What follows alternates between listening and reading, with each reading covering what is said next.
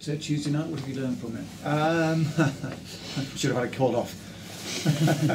No, it was not enjoyable for player, fan or manager. I think that as much as we wanted the game on, once we were playing and once you realised the actual conditions you had to try and play football in, play football being the operative word, it was a lottery. That's my honest opinion of it, but I thought they played the conditions better. But it was very, width was almost impossible because you just couldn't get down the sides. No, and we tried to make some changes when we realised how bad it was. Obviously I knew it was bad, but I take responsibility. Those changes didn't work well enough, and maybe firepower in a game like that comes into play. I think they probably had 5 players to choose from that are on between 1,500 and 2,000 quid. As much as you don't want to accept that, it's the truth. So I have to work out a way of trying to get the best out of what we can do. But as I say, trying to play that way in those conditions, I don't think we had enough, and bitterly disappointed. In saying all of that, it was a hookathon. It was a non-event of a game. My personal opinion was 5 minutes of madness cost us the game, but I take responsibility, and I'm disappointed as the manager. Of course, you must still be learning your squad, but you must have been pleased with the 2 subs that came on. Obviously, Jordan Chappell did really well, and he created a great chance for Carl Hall. He just went at the post. Yeah, he did really well, didn't he? It was a case of trying to play him on the side of the pitch that was the best, and you keep switching your wingers, which a lot of teams do, but we're trying to switch him and get him on the area that's good all the time, and he did well. And really pleased with him. I told him to keep working hard and get his place, and now he's got to keep it. Otherwise, how are you looking for injuries? Not bad. There's a few niggles here and there, and like a lot of managers I've spoken to this week and last week, they're all struggling with this consistent playing in AstroTurf pitches, which is really hard on the bodies. So you can only train. Well, the 3 of the lads can only train once a week on it, and when they're 3 of the most important players, that does have an effect on your team shape.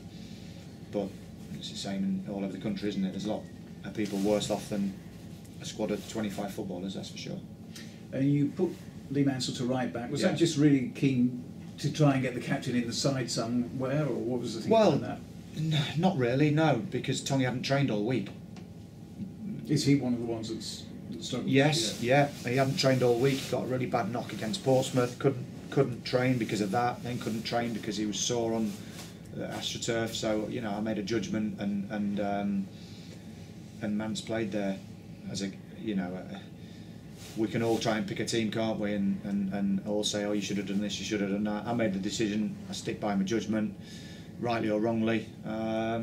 Again, these things I'll learn from.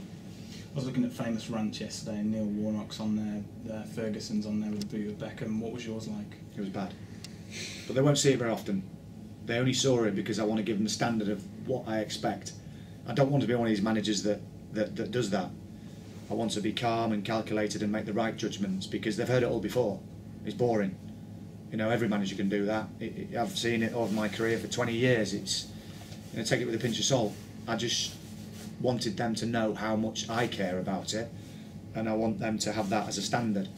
Onwards from here, I'll be the same, and I was the same this morning. After we won at Pompey, I'm the same. The lads out the team, I'm the same with them. So there's no change. But after the game, I was very, very, very angry.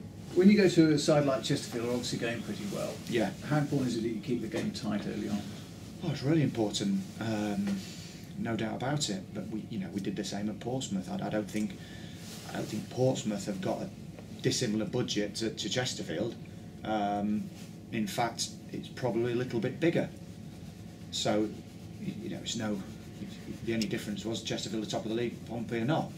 But the crowd was bigger at Portsmouth. It's a bigger club.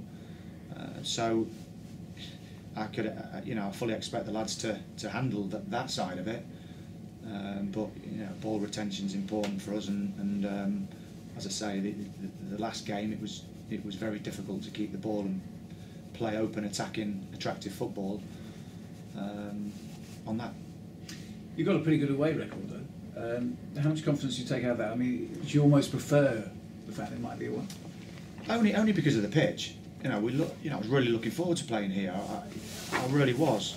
You know, I love this club and have a great relationship with the fans, and I wanted to deliver a victory. And there's no one hurting more than me, but can't get it back. It's absolutely gone.